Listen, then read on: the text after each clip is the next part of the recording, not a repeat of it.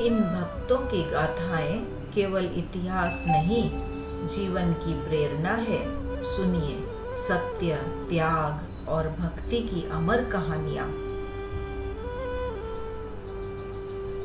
शुरू करते हैं श्री सगर जी से। इक्ष्वाकु वंश में राजा हरिश्चंद्र नाम के चक्रवर्ती सम्राट थे। उनके पुत्र का नाम रोहित था। रोहित से हरित का और हरित से चंपक का जन्म हुआ, जिसने चंपापुरी बसाई। चंपक का सुदेव, सुदेव का विजय, विजय का वेरुक, वेरुक का ब्रिक और ब्रिक का पुत्र हुआ बाहुक। शत्रुओं ने बाहुक से राज्य छीन लिया तो वे अपनी पत्नी के साथ वन में चले गए।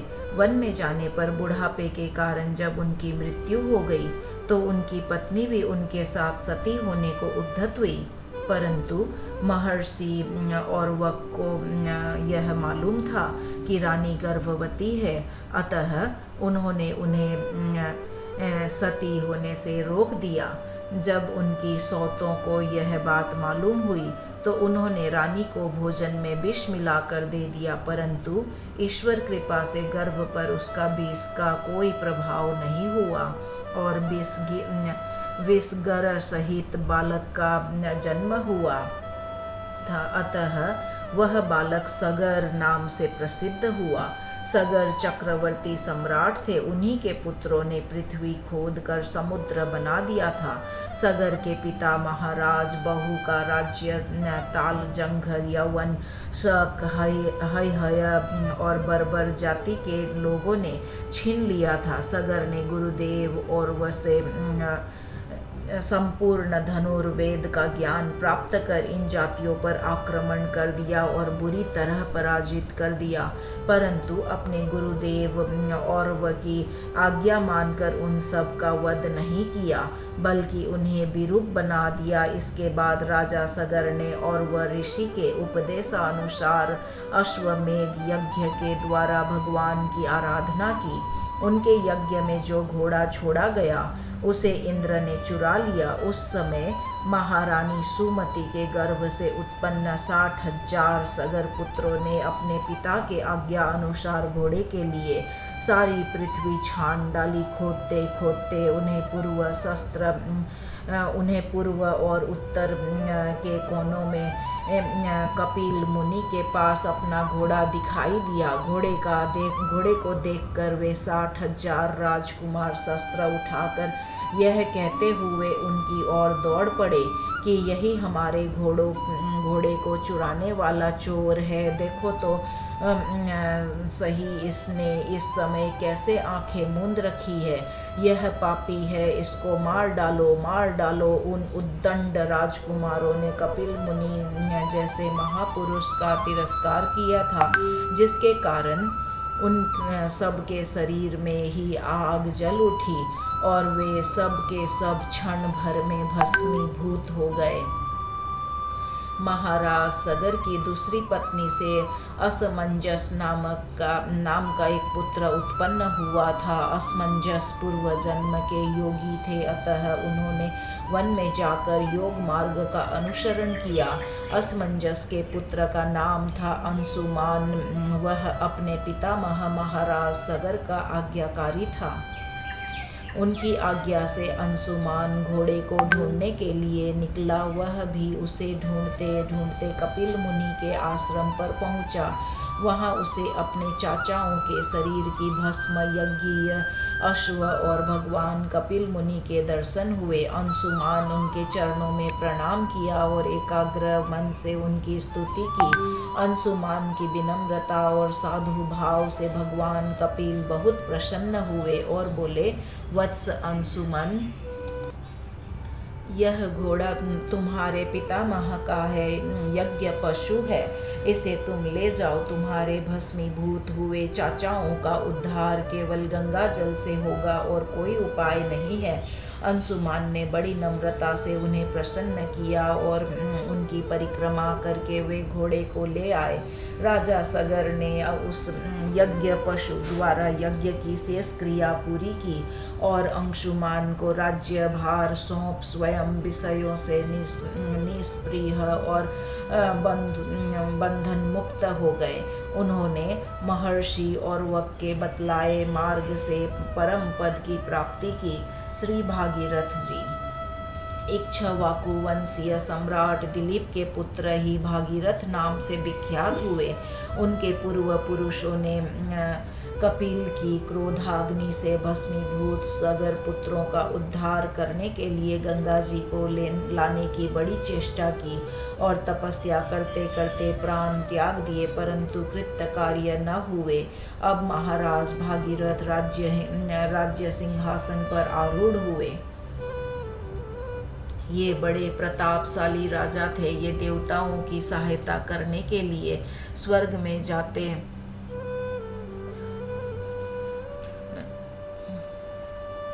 और इंद्र के साथ उनके सिंहासन पर बैठकर सोम रस पान करते। इनकी प्रजा सब प्रकार से सुखी थी। इनकी उदारता, प्रजावत्सलता और न्यायशीलता की प्रख्याति घर घर में थी। इनके मन में यदि कोई चिंता थी तो यही कि अब तक भूतल पर गंगा जी नहीं आई और मेरे पूर्वजों का उद्धार नहीं हुआ। एक दिन उन्होंने राज्यभार मंत्रियों को सौंप दिया और स्वयं तपस्या करने के लिए निकल पड़े। गोकर्ण नामक स्थान पर जाकर इन्होंने घोर तपस्या की। ब्रह्मा ने संतुष्ट होकर इनसे वर मांगने को कहा। तब भागीरथ ने कहा, प्रभु कोई ऐसा उपाय करे जिससे हमारे पितरों को 2 अंजलि गंगा जल मिल जाए और गंगा जी आकर उनकी राख को सींच दे। तब उनके उद्धार में कोई शंका नहीं रह जाएगी। ब्रह्मा जी ने कहा, हिमालय की ज्येष्ठ कन्या गंगा शीघ्र पृथ्वी पर अवतीर्ण होंगी, अतः उनका वेग धारण करने के लिए महादेव की आराधना करो, तब तुम्हारी मनोकामना पूर्ण हो सकेगी। तत्पश्चात पैर के एक अंगूठे पर खड़े रहकर उन्होंने 1 वर्ष तक शिव की आराधना की। भगवान शंकर उन पर प्रसन्न हुए और उन्होंने गंगा धारण की बात स्वीकार की। उस समय गंगा प्रबल वेग से शिव के सिर पर गिरने लगी। वह मन में ऐसा सोच रही थी कि मैं अपने प्रबल वेग में बहाकर शंकर को भी रसातल में ले जाऊं। महादेव उनके मन की बात जानकर बड़े कुपित हुए और अपने जटा जाल में उन्हें छिपा लिया।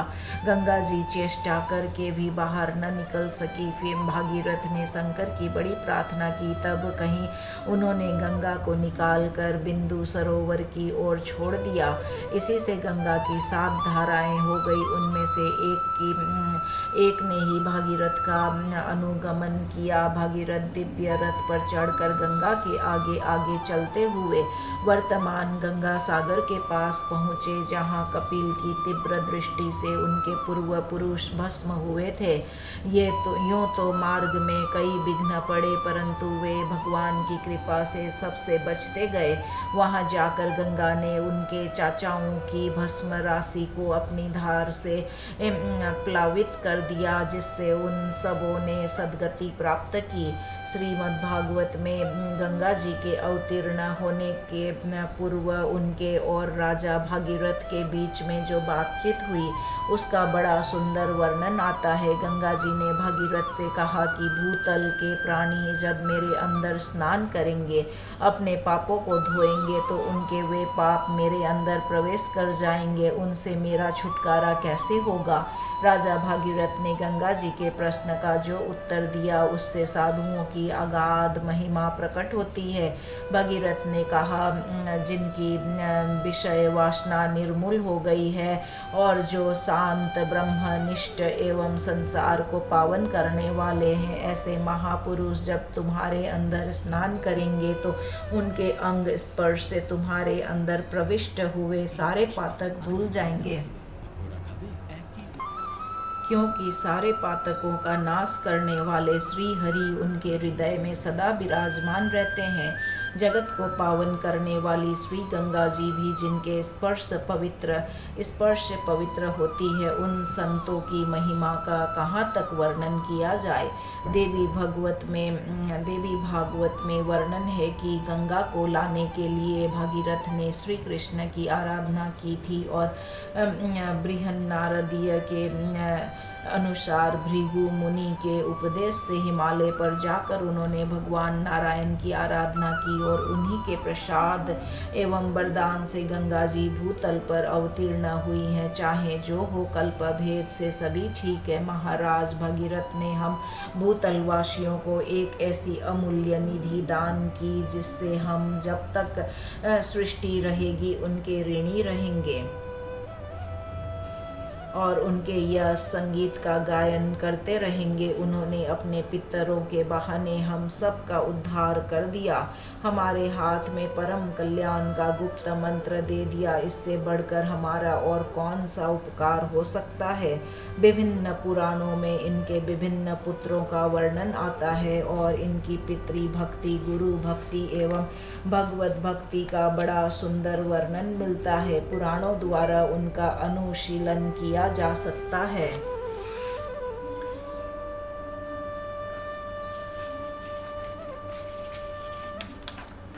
महर्षि वाल्मीकि।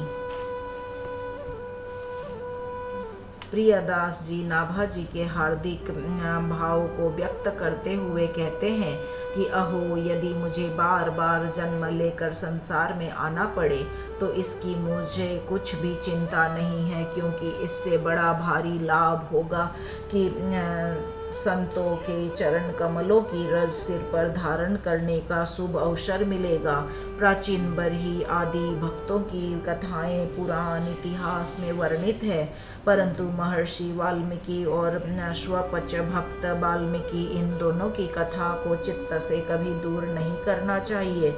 महर्षि वाल्मीकि पहले भीलों का साथ पाकर भीलों का सा आचरण करने वाले हो गए, फिर ऋषियों का संग पाकर ऋषि हो गए। उन्हें श्री रघुनाथ जी के दर्शन हुए। उन्होंने अपनी वाल्मीकि रामायण में श्री राम जी के चरित्र का विस्तार पूर्वक ऐसा उत्तम वर्णन किया है जिन्हें गाते और सुनते हुए संसार तृप्त नहीं होता। श्रोताओं और वक्ताओं के हृदय उत्कट प्रेमानुरागमय भाव से मर जाते हैं, फिर आनंदवश नेत्रों से आंसुओं की धारा बहने लगती है। भगवान के नाम जप से मनुष्य क्या से क्या हो सकता है। इसके ज्वलंत उदाहरण भगवान वाल्मीकि है। इनका जन्म तो अंगिरा गोत्र के ब्राह्मण कुल में हुआ था, किंतु डाकुओं के संसर्ग में रहकर ये लूट मार और हत्याएं करने लगे। जो भी आता उसी को लूटते और कोई कुछ कहता तो कोई उसे जान से मार देते। इस प्रकार बहुत वर्षों तक ये इस लोक निंदित क्रूर कर्म को करते रहे। इस संसार चक्र में घूमते घूमते जब जीव के उद्धार होने का दिन आते हैं तब उसे साधु संगति प्राप्त होती है। जिसे भगवत कृपा से साधु संगति प्राप्त हो गई और साधु संत उस पर अहेतु की कृपा करने लगे, तब समझना चाहिए कि अब इसके उद्धार का समय आ गया।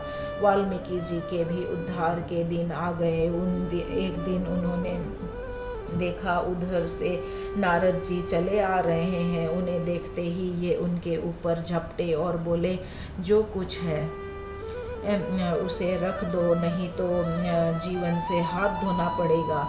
नारद जी ने बड़े ही कोमल स्वर में हंसते हंसते कहा, हमारे पास और है ही क्या, यह बीना है, एक वस्त्र है और इसे लेना चाहो तो ले लो, जान से क्यों मारते हो।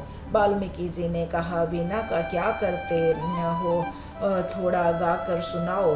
नारद जी ने मधुर स्वर में भगवान के त्रैलोक्य पावन नामों का कीर्तन किया। कीर्तन सुनकर वाल्मीकि का हृदय पसीजा, कठोर हृदय में दया का संचार हुआ और चित्त में कुछ कोमलता आई। देवऋषि ने कृपावश उनसे कहा, तुम व्यर्थ में जीव हिंसा क्यों करते हो। प्राणियों के वध के समान कोई दूसरा पाप नहीं है। यह सुनकर वाल्मीकि जी ने कहा, भगवन, मेरा परिवार बड़ा है, उनकी आजीविका का दूसरा कोई प्रबंध नहीं है। वे सब मेरे सुख दुख के साथी है, उनका भरण पोषण मुझे करना होता है। यदि मैं लूटपाट न करूं तो वे क्या खाएं? नारद जी ने कहा, तुम जाकर के अपने परिवार वालों से पूछो कि वे खाने की ही साथी है या तुम्हारे पाप में भी हिस्सा बटाएंगे। मन में कुछ दुविधा हो गई। इन्होंने समझा कि ये महात्मा इस प्रकार बहाना बनाकर भागना चाहते हैं। उनके मन की बात जानकर सर्वज्ञ ऋषि बोले, तुम विश्वास करो कि तुम्हारे लौटने तक हम कहीं भी न जाएंगे। इतने पर भी तुम्हें संतोष न हो तो तुम हमें इस पेड़ से बांध दो। यह बात इनके मन में बैठ गई। देवऋषि को एक पेड़ से बांध कर ये घर चले गए और वहां जाकर अपने माता पिता, स्त्री तथा कुटुंबियों से पूछा, तुम हमारे पाप के हिस्सेदार हो या नहीं? सभी ने एक स्वर में कहा, हमें खिलाना पिलाना तुम्हारा कर्तव्य है। हम क्या जाने कि तुम किस प्रकार धन लाते हो। हम तुम्हारे पापों के हिस्सेदार नहीं हैं। जिनके लिए वे निर्दयता से प्राणियों का वध करते रहे, उनका ऐसा उत्तर सुनकर वाल्मीकि जी के ज्ञान नेत्र खुल गए। जल्दी से जंगल में आकर मुनि का बंधन खोला और रोते रोते उनके चरणों में लिपट गए। महर्षि चरणों में पड़कर वे खूब जी खोल कर रोए। उस रुदन में गहरा पश्चाताप था। नारद जी ने उन्हें धैर्य बंधाया और कहा, अब तक जो हुआ सो हुआ। अब यदि तुम हृदय से पश्चाताप करते हो तो मेरे पास राम नाम रूप एक ऐसा मंत्र है जिसके निरंतर जप से तुम सभी पापों से छूट जाओगे। इस नाम के जप में ऐसी शक्ति है कि वह किसी प्रकार भी पाप जपा जाए पापों का नाश कर देता है।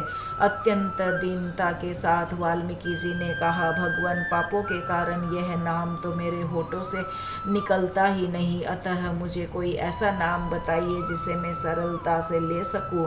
तब नारद जी बहुत समझ सोचकर राम नाम को उल्टा करके मरा का उपदेश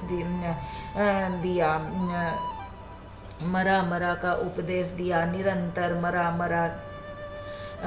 निरंतर मरा कहने से अपने आप ही राम राम हो जाता है। देवऋषि का उपदेश पाकर वे निरंतर एकाग्र चित्त से मरा जपने लगे। हजारों वर्ष तक एक ही जगह बैठकर वे नाम की रटन में निमग्न हो गए। उनके संपूर्ण शरीर पर दिमक का पहाड़ सा जम गया। दिमकों के घर को वाल्मीकि कहते हैं। उसमें रहने के कारण ही इनका नाम वाल्मीकि पड़ा। पहले इनका नाम रत्नाकर था। यही संसार में लौकिक छंदों के आदि कवि हुए। इन्होंने ही श्री वाल्मीकि रामायण आदि काव्य की रचना की। वनवास के समय भगवान स्वयं इनके आश्रम पर गए थे। सीता जी ने भी अपने अंतिम वनवास के दिन इन्हीं महर्षि के आश्रम में बिताए थे। वहीं पर लव और कुश का जन्म हुआ। सर्वप्रथम लव और कुश को ही श्री रामायण का गान सिखाया गया। इस प्रकार निरंतर राम नाम के जप के प्रभाव से वाल्मीकि जी व्याध की वृत्ति से हटकर ब्रह्म ऋषि हो गए। इसीलिए नाम महिमा में गोस्वामी तुलसीदास जी ने कहा है, जान आदि कभी नाम प्रतापु, भयउ शुद्ध करी उल्टा जापू। उल्टा नामो जपत जगु जाना, वाल्मीकि भय ब्रह्म समाना। स्वपच भक्त वाल्मीकि जी। स्वपच वाल्मीकि नामक एक भगवान के बड़े भारी भक्त थे। वे अपनी भक्ति को गुप्त ही रखते थे। एक बार की बात है, धर्मपुत्र राजा युधिष्ठिर ने बड़ा भारी यज्ञ किया। उसमें इतने ऋषि महर्षि पधारे कि संपूर्ण यज्ञ स्थल भर गया।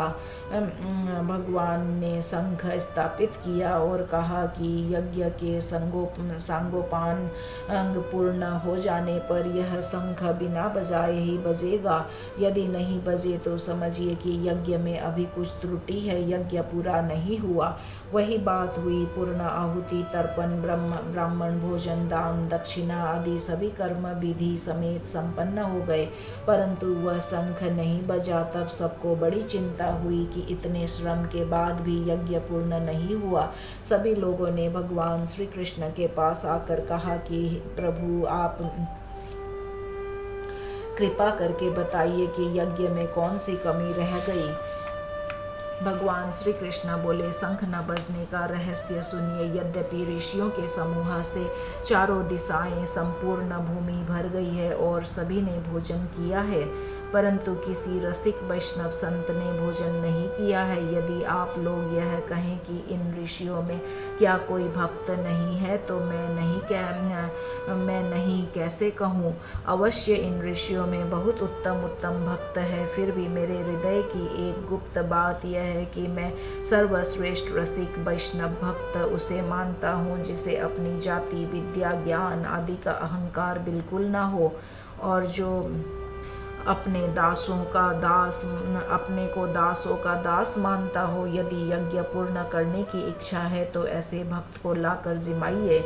भगवान की यह बात सुनकर युधिष्ठिर ने कहा, प्रभु सत्य है, पर ऐसा भगवत भक्त हमारे नगर के आसपास कहीं भी दिखाई नहीं देता है जिसमें अहंकार की गंध ना हो। ऐसा भक्त तो किसी दूसरे लोक में भले ही मिले। भगवान ने कहा, नहीं, तुम्हारे नगर में ही रहता है। दिन रात प्रातः सायं तुम्हारे यहाँ आता जाता भी है, पर उसे कोई जानता नहीं है और वह स्वयं अपने को प्रकट भी नहीं करता है। यह सुनकर सभी आश्चर्य से चौंक उठे और बोले, प्रभु कृपया शीघ्र ही बताइए उनका क्या नाम है और कहाँ स्थान है, जहाँ जाकर हम उनका दर्शन करके अपने को सौभाग्यशाली बनाए। भगवान ने कहा, स्वपच भक्त वाल्मीकि के घर को चले जाओ। वे सर्व विकार रहित सच्चे साधु है। अर्जुन और भीमसेन भक्त वाल्मीकि जी को निमंत्रण देने के लिए उनके घर जाने को तैयार हुए। जब भगवान ने उन्हें सतर्क करते हुए हृदय की बात खोलकर कही जाते तो हो, पर सावधान रहना। भक्तों की भक्ति का भाव अत्यंत दुर्लभ और गंभीर है। उनको देखकर मन में किसी प्रकार का विकार न लाना, अन्यथा तुम्हारी भक्ति में दोष आ जाएगा। दोनों ने वाल्मीकि के घर पहुंचकर उसके चारों ओर घूमकर उसकी प्रदक्षिणा की। आनंद से झूमते हुए पृथ्वी पर पड़कर साष्टांग दंडवत प्रणाम किया। भीतर जाकर देखा तो उनका उपासना गृह बड़ा सुंदर था। वाल्मीकि जी ने जब दोनों राजाओं को आया देखा तो उन्होंने सब काम छोड़ दिया। लज्जा एवं संकोचवश कांपने लगे। उनका मन विह्वल हो गया। अर्जुन और भीमसेन ने सविनय निवेदन किया, भक्तवर, कल आप हमारे घर पर पधारिए और वहां अपनी जूठन गिराकर हमारे पाप ग्रहों को दूर कीजिए, हम सबको परम भाग्यशाली बनाइए। दोनों को निमंत्रण देते तथा अपनी बड़ाई करते हुए सुनकर वाल्मीकि जी कहने लगे, अजी हम तो सदा से आपकी जूठन उठाते हैं और आपके द्वार पर झाड़ू लगाते हैं। मेरा निमंत्रण कैसा? पहले आप लोग भोजन कीजिएगा, फिर पीछे से हमें अपनी जूठन दीजिएगा। अर्जुन भीमसेन ने कहा, आप यह क्या कह रहे हैं? पहले आप भोजन कीजिएगा, फिर पीछे से हमें कराइएगा। बिना आपको खिलाए हम लोग नहीं खाएंगे। दूसरी बात भूलकर भी मन में न सोचिए।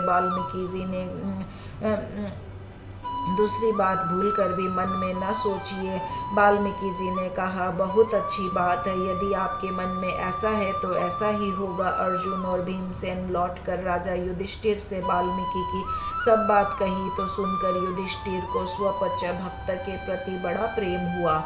भगवान श्री कृष्ण ने द्रौपदी को अच्छी प्रकार से सिखाया कि तुम सभी प्रकार के षट रस व्यंजनों को अच्छी प्रकार से बनाओ। तुम्हारे हाथों की सफलता आज इसी में है कि भक्त के लिए सुंदर रसोई तैयार करो।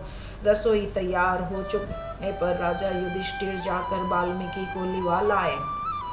उन्होंने कहा कि हमें बाहर ही बैठाकर भोजन करा दो। श्री कृष्ण भगवान ने कहा, हे युधिष्ठिर, ये तो तुम्हारे भाई है, इन्हें सादर गोद में उठाकर स्वयं ले आओ। इस प्रकार उन्हें पाकशाला में लाकर बैठाया गया और उनके सामने सभी प्रकार के व्यंजन परोसे गए। रसमय प्रसाद का कौर लेते ही शंख बज उठा, परंतु थोड़ी देर बजकर फिर बंद हो गया। तब भगवान ने शंख को एक छड़ी लगाई। भगवान ने शंख से पूछा, तुम कन कन के भोजन करने पर ठीक से क्यों नहीं बज रहे हो? घबरा कर शंख बोला, आप द्रौपदी के पास जाकर उनसे पूछिए। आप मन से यह मान लीजिए कि मेरा कुछ भी दोष नहीं है। जब द्रौपदी से पूछा गया तो उन्होंने कहा कि शंख का कथन सत्य है। भक्त जी खट्टे मीठे आदि सभी रसों के सभी व्यंजनों को एक में मिलाकर खा रहे हैं। इससे मेरी रसोई करने की चतुरता धूल में मिल गई। अपनी पाक विद्या का निरादर देख मेरे मन में यह भाव आया कि आखिर है तो ये स्वपच जाति के ही, ये भला व्यंजनों का स्वाद लेना क्या जाने। तब भगवान ने सब पदार्थों को एक में मिलाकर खाने के कारण पूछा। वाल्मीकि ने कहा कि इनका भोग तो आप पहले ही लगा चुके हैं, अतः पदार्थ बुद्धि से अलग अलग स्वाद कैसे लूं? पदार्थ तो एक है, एक के बाद दूसरे रुचिकर और अरुचिकर लोग लगेंगे, फिर इसमें प्रसाद बुद्धि कहाँ रहेगी? मैं तो प्रसाद का सेवन कर रहा हूँ, व्यंजनों को नहीं खा रहा हूँ। यह सुनकर भक्त वाल्मीकि में द्रौपदी का अपार सद्भाव हुआ। शंख जोरों से बजने लगा, लोग भक्ति की जय जयकार करने लगे। इस प्रकार यज्ञ पूर्ण हुआ और भक्त वाल्मीकि जी की महिमा का सबको पता चल गया।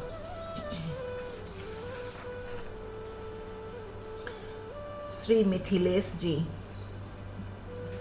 मिथिलापुरी के सभी राजा मैथिल, विदेह और जनक की संज्ञा से अभिहित किए जाते हैं।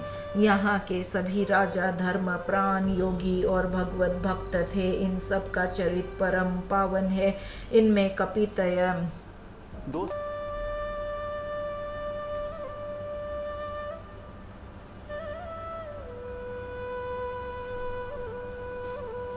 इन सब का चरित्र परम पावन है। इनमें कतिपय राजाओं यथा शीरध्वज, जनक, निमि और बहुलाशव का चरित्र भक्तमाल में दिया गया है।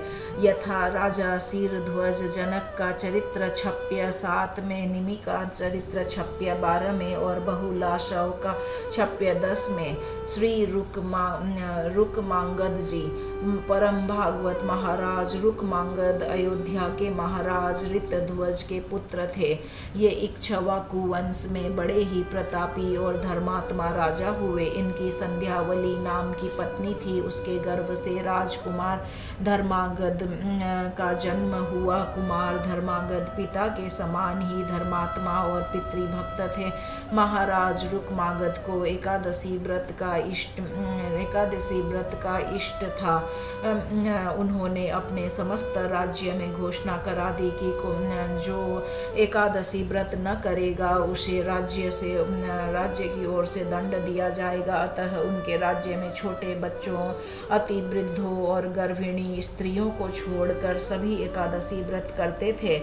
एकादशी व्रत के प्रताप के उनके राज्य में कोई भी यमपुरी को नहीं जाता था। यमराज को बड़ी चिंता हुई। वे प्रजापति भगवान ब्रह्मा के पास गए और यमपुरी के उजाड़ होने का संवाद सुनाया। ब्रह्मा जी ने कुछ सोचकर उत्तर दिया कि अच्छा, हम इसका प्रबंध करेंगे। ब्रह्मा जी ने अपनी इच्छा से एक मोहिनी नाम की माया की स्त्री बनाई। उसने प्रतिज्ञा की कि मैं महाराज से एकादशी का व्रत छुड़वा दूंगी। ऐसी प्रतिज्ञा करके वह हिमालय के रमणीक प्रदेश में चली गई। इधर महाराज राज्य करते करते थक गए थे। वे अपने पुत्र धर्मांगद को राज्य दे करके और अपनी रानी को साथ लेकर हिमालय की ओर तप करने चले गए। जाते हुए वे अपने पुत्र को आदेश दे गए थे कि एकादशी के व्रत का नियम इसी प्रकार चलता रहे। पितृभक्त राजकुमार ने पिता की आज्ञा शिरोधार्य की और उसी प्रकार एकादशी का व्रत स्वयं करने लगा तथा समस्त प्रजा के लोगों से कराने लगा।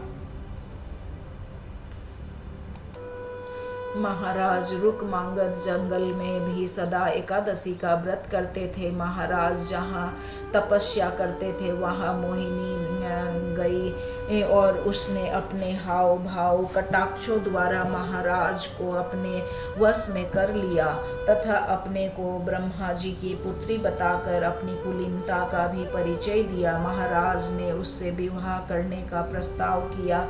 उसने कहा, आप अपने नगर में चलकर मुझसे विवाह कर ले, किंतु शर्त यह है कि मैं जो कुछ कहूँगी वही आपको मानना पड़ेगा। महाराज ने मोहवश यह शर्त स्वीकार कर ली। वे मोहिनी साथ लेकर अपनी राजधानी में लौट आए। उनके धर्मात्मा पुत्र ने विधिवत उनका स्वागत किया। महाराज को मोहिनी वश में कर लिया था, अतः उन्होंने उसकी सब बातें मानकर उससे विवाह कर लिया। संध्यावली बड़ी ही धर्मपरायण पतिव्रता थी। वह बड़ी श्रद्धा से महाराज की तथा मोहिनी की सेवा करने लगी। उनके मन में तनिक भी शौत्याढ़ नहीं था। महाराज उनके इष्ट देव थे। महाराज जिन्हें मानते हैं वह उनकी भी मान्य है। महाराज की जिसमें प्रसन्नता है उसे करने में वे अपना सौभाग्य समझती थी। इतना सब होने पर भी महाराज एकादशी व्रत को सदा नियम पूर्वक करते थे। एकादशी व्रत को उन्होंने नहीं छोड़ा। एक दिन एकादशी आई। महाराज व्रत रहे और विधिवत रात्रि जागरण करने को भी उद्यत हुए। मोहिनी ने कहा, महाराज मेरी एक बात आपको माननी होगी। महाराज ने कहा, मैं तुम्हारी सभी बातों को मानता आ रहा हूँ और मानूंगा, बताओ कौन सी बात है। मोहिनी ने कहा, मेरी प्रार्थना यही है कि आप एकादशी का व्रत ना करें, इसी में मेरी प्रसन्नता है। महाराज ये सुनते ही अवाक रह गए। उन्होंने बड़े कष्ट से कहा, मोहिनी मैं तुम्हारी सभी बातें मान सकता हूँ, सब कुछ कर सकता हूँ, किंतु एकादशी व्रत छोड़ने के लिए मुझसे मत कह। एकादशी व्रत को छोड़ना मेरे लिए नितांत असंभव है। मोहिनी ने कहा, महाराज आप एकादशी व्रत रहेंगे तो मैं अभी मर जाऊंगी। मेरी यही इच्छा है, इसे आपको पूरा करना ही होगा। आप मुझसे विवाह के समय प्रतिज्ञा कर चुके हैं। महाराज ने कहा,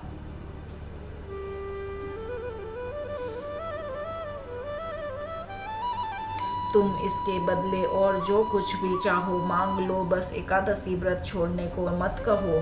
तब मोहिनी ने कहा, अच्छा अपने इकलौते पुत्र का सिर दीजिए। महाराज बड़े दुखी हुए। धर्मांगद को जब यह बात मालूम हुई कि तो उन्होंने अपने पिता को बहुत समझाया कि इससे बढ़कर सौभाग्य मेरे लिए क्या होगा। आप धर्म संकट से बच जाएंगे, माता की इच्छा पूर्ति होगी। यह शरीर तो कभी न कभी जाना ही है। यदि इसके द्वारा कोई महान कार्य हो जाए तो इससे बढ़कर इसका सदुपयोग और हो ही क्या सकता है। संध्यावली रानी भी पुत्र की बातों का अनुमोदन किया। पुत्र के कहने पर महाराज ज्यों ही अपने इकलौते पुत्र का सिर काटने वाले थे त्यों ही भगवान विमान लेकर आए और महाराज को सपरिवार अपने लोक को ले गए। जिन्होंने सत्य की रक्षा के लिए प्राण से भी प्यारे अपने इकलौते पुत्र को सिर देना तक मंजूर कर लिया, किंतु एकादशी का व्रत नहीं छोड़ा। उनसे बढ़कर परम भागवत और कौन हो सकता है। भक्त राजा रुकमांगद का बाग अनेक प्रकार के सुंदर फूलों की उत्तम सुगंध से भरा हुआ था। इससे प्रभावित होकर स्वर्ग की अप्सराएं भी यहाँ आती थी। देव योग से एक दिन एक अप्सरा के पैर में बैंगन का कांटा चुभ गया। इससे उसका पुण्य क्षीण हो गया। वह उड़कर स्वर्ग को न जा सकी, बाग में ही रह गई। प्रातःकाल बाग के मालियों से यह समाचार सुनकर रुकमांगद जी बाग में आए। अप्सरा को चिंतित देखकर राजा ने पूछा, तुम्हें सुखी करने का क्या उपाय किया जाए? तब उसने कहा कि कल जिसने एकादशी व्रत किया हो वह हाथ में जल लेकर अपने व्रत के फल का संकल्प करके मुझे दे दे, तब मैं अपने लोक को जा सकती हूँ। राजा ने कहा, व्रत करना तो दूर रहा, मेरे नगर में तो कोई इसका नाम भी नहीं जानता। तब अप्सरा ने कहा कि बिना जाने ही कोई भूखा रह गया हो उसे ही लाकर संकल्प करा दो, उसी के फल से चली जाऊंगी और कृतज्ञ होकर सदा आपका गुण गाऊंगी। राजा ने अपने नगर में ढिंडोरा पिटवाया।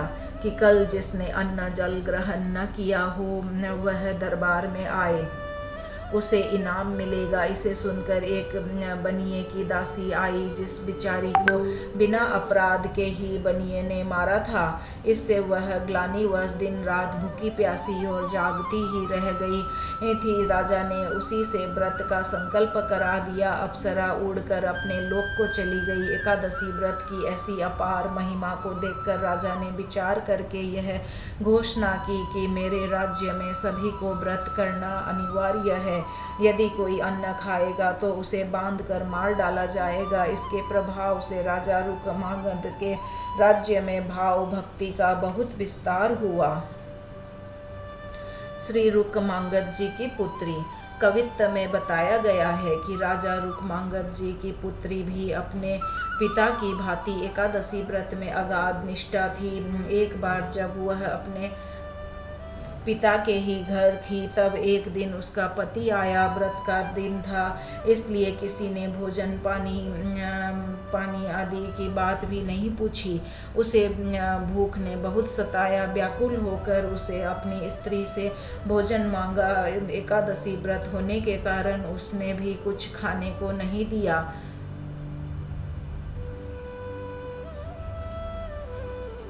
तब उसके पति ने कहा, मुझसे भूख प्यास सही नहीं जा रही है, मैं थोड़ी देर में मर जाऊंगा। राजपुत्री ने कहा, आज तो एकादशी है, इसके समान प्राण त्यागने का उत्तम दिन कोई नहीं है, इसलिए मृत्यु का क्या भय। यदि प्राण छूट भी जाए तो दुर्लभ वैकुंठ की प्राप्ति होगी। उधर भोजन न मिलने से उसके पति ने प्राण त्याग दिए और शीघ्र ही वैकुंठ धाम को पहुंचकर वे भगवान को प्राप्त हो गए। यह देखकर उसकी स्त्री का हृदय भक्ति से भर गया। उसने भी शरीर त्याग कर पति का अनुगमन किया। श्री प्रियादास जी कहते हैं, अब सत्यवादी राजा हरिश्चंद्र जी की कथा सुनिए। उन्होंने मन में बिना किसी कष्ट का अनुभव किए प्रसन्नता पूर्वक विश्वामित्र मुनि को अपना राज्य वैभव दान कर दिया। कुछ भी शेष नहीं रखा। पहले संकल्प को पूरा किया। सत्य का पालन करने में अपने समान किसी को नहीं रखा। राज्य छोड़कर काशीपुरी को चले गए।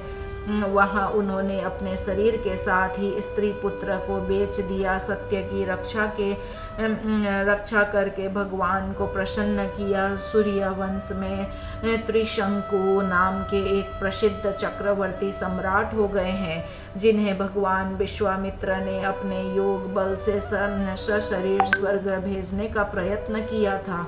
महाराज हरिश्चंद्र उन्हीं त्रिशंकु के पुत्र थे। ये बड़े ही धर्मात्मा, सत्यपरायण तथा प्रसिद्ध दानी थे। इनके सत्य की परीक्षा की गाथा पुराणों में प्रसिद्ध है। इनकी पत्नी शैब्या थी तथा पुत्र का नाम रोहित था। सूरथ और सुंधुआ दोनों बड़े भारी भक्त थे। शंख और लिखित दोनों ब्राह्मणों के मन मलिन थे। उन्होंने दोनों भक्तों के मिथ्या दोष लगाया और वे अपने पाप से मर गए। शरणागत रक्षा परीक्षक राजा शिबी के पास परीक्षा लेने के लिए इंद्र और अग्निदेव बाज और कबूतर बनकर गए। शरणागत कबूतर की रक्षा करते हुए प्रसन्न होकर उन्होंने बाज को अपने शरीर का मांस काट कर दे दिया। तब दोनों को विश्वास हुआ कि राजा अपने प्राण का पालक और सच्चा धर्मात्मा है। क्षप्य में आए शेष, भरत और दधीची आदि भक्तों की कथाएं श्रीमद् भागवत में कही गई है, जिन्होंने परोपकार में अपना तन मन और धन अर्पण किया। वे भक्त संसार में सभी को प्रिय हुए।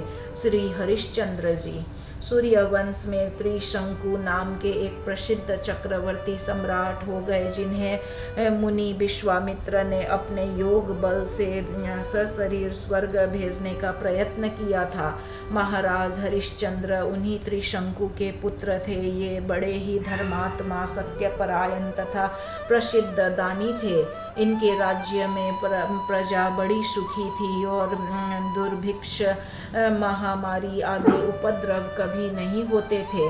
महाराज हरिश्चंद्र के यश से त्रिभुवन भर गया। देवर्षि नारद के मुख से इनकी प्रशंसा सुनकर देवराज इंद्र ईर्ष्या से जल उठे और उनकी परीक्षा के लिए मुनि विश्वामित्र से प्रार्थना की। इंद्र की प्रार्थना पर प्रसन्न होकर मुनि परीक्षा लेने के तैयार हो गए।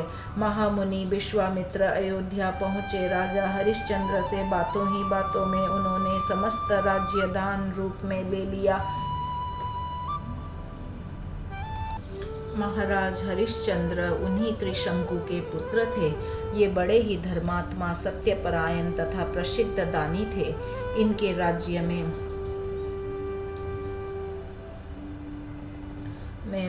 प्रजा बड़ी सुखी थी और दुर्भिक्ष, महामारी आदि उपद्रव कभी नहीं होते थे। महाराज हरिश्चंद्र के यश के त्रिभुवन भर गया। देवर्षि नारद के मुख से इनकी प्रशंसा सुनकर देवराज इंद्र ईर्ष्या से जल उठे और उनकी परीक्षा के लिए मुनि विश्वामित्र से प्रार्थना की। इंद्र की प्रार्थना पर प्रसन्न होकर मुनि परीक्षा लेने को तैयार हो गए। महामुनि विश्वामित्र अयोध्या पहुँचे। राजा हरिश्चंद्र से बातों ही बातों में उनसे समस्त राज्य दान रूप में ले लिया। महाराज हरिश्चंद्र ही भूमंडल के एक छत्र राजा थे। वह सारा राज्य तो मुनि की भेंट हो चुका था। अब वे रहे तो कहाँ रहे। उन दिनों काशी ही एक ऐसा स्थान था जिस पर किसी मनुष्य का अधिकार नहीं समझा जाता था। वे रानी सेव्या और पुत्र रोहित सब को साथ काशी की तरफ चल पड़े। जाते समय मुनि ने राजा से कहा कि बिना दक्षिणा के यज्ञ, दान और जप तप आदि सब निष्फल होते हैं। अतः आप इस बड़े भारी दान की सांगता के लिए 1000 स्वर्ण मुद्राएं दक्षिणा रूप दीजिए। महाराज के पास अब रह ही क्या गया था। उन्होंने इसके लिए 1 मास की अवधि मांगी। विश्वामित्र ने प्रसन्नता पूर्वक 1 मास समय दे दिया। महाराज हरिश्चंद्र काशी पहुँचे और सेव्या तथा रोहिता शव को एक ब्राह्मण के हाथ बेचकर स्वयं एक चांडाल के यहाँ बिक गए, क्योंकि इसके सिवा अन्य कोई उपाय भी न था। इस प्रकार मुनि के ऋण से मुक्त होकर राजा हरिश्चंद्र अपने स्वामी के यहाँ रहकर काम करने लगे। इनका स्वामी मरघट का मालिक था। उसने इन्हें शमशान में रहकर मुर्दों के कफन लेने का काम सौंपा। इस प्रकार राजा बड़ी सावधानी से स्वामी का काम करते हुए शमशान में ही रहने लगे। इधर रानी सेव्या ब्राह्मण के घर रहकर उसके बर्तन साफ करती, घर में झाड़ू बुहारी देती और कुमार पुष्प वाटिका से ब्राह्मण के देव पूजन के लिए पुष्प लाता। राज सुख भोगे हुए और कभी कठिन काम करने का अभ्यास न होने के कारण रानी सेव्या और कुमार रोहिता शव के शरीर अत्यंत परिश्रम के कारण इतना सूख गया कि उन्हें पहचानना कठिन हो गया। इसी बीच में एक दिन जबकि कुमार पुष्प चयन कर रहा था, एक पुष्पलता के भीतर से एक काले विषधर सर्प ने उसे डस लिया। कुमार का मृत शरीर जमीन पर गिर पड़ा। जब सेब्या को यह खबर मिली तो वह स्वामी के कार्य से निपटकर विलाप करती हुई पुत्र शव के पास गई और उसे लेकर दाह के लिए शमशान पहुंची। महारानी पुत्र के शव को जलाना ही चाहती थी कि हरिश्चंद्र ने आकर उससे कफन मांगा। पहले तो दंपति ने एक दूसरे को पहचाना ही नहीं, परंतु दुख के कारण सेब्या के रोने चीखने की राजा ने रानी और पुत्र को पहचान लिया। यहाँ पर हरिश्चंद्र की तीसरी बार कठिन परीक्षा हुई। सेब्या के चीखने से राजा ने रानी सेब्या के पास रोहिता शव के कफन के लिए कोई कपड़ा नहीं था, परंतु राजा ने रानी के गिड़गिड़ाने की कोई परवाह नहीं की। वे पिता के भाव से पुत्र शोक से कितने ही दुखी क्यों न हो, पर यहाँ तो ये पिता नहीं थे, वे तो मरघट के स्वामी के नौकर थे और उनकी आज्ञा के बिना किसी भी लाश को कफन लिए बिना जलाने देना पाप था।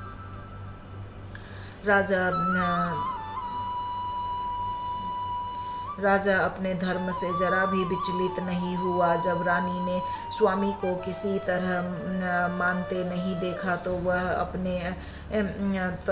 अपने साड़ी को 2 टुकड़े करके उससे कफन के रूप में देने की तैयार हो गई। रानी ज्यों ही साड़ी के 2 टुकड़े करने को तैयार हुई कि वहाँ भगवान नारायण एवं मुनि विश्वामित्र सहित ब्रह्मादि देवगण आ उपस्थित हुए और कहने लगे कि हम तुम्हारी धर्म पालन की दृढ़ता से अत्यंत प्रसन्न हैं। तुम तीनों सदेह स्वर्ग में जाकर अनंत काल तक स्वर्ग के दिव्य भोगों को भोगो। इधर इंद्र रोहिता शव के मृत शरीर पर अमृत की वर्षा करके उसे जीवित कर दिया। कुमार सोकर उठे हुए की भांति उठ खड़े हुए। हरिश्चंद्र ने समस्त देवगण से कहा कि जब तक मैं अपने स्वामी से आज्ञा न ले लूँ तब तक यहाँ से कैसे हट सकता हूँ।